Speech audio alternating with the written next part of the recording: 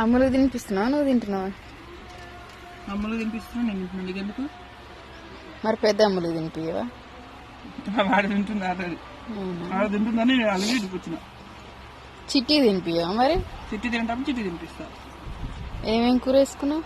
చూడు, అన్నం కూడా తింటు. ఎగ్ ఫ్రై, అన్నం బెండకాయ ఫ్రై, ఓన్లీ కోడిగుడ్డే కావాలంట, చేపల చారు 3 వేసుకొని తింటుండు. నేనైతే బెండకాయ ఫ్రై ఒకటే వేసుకొని తిన్నా.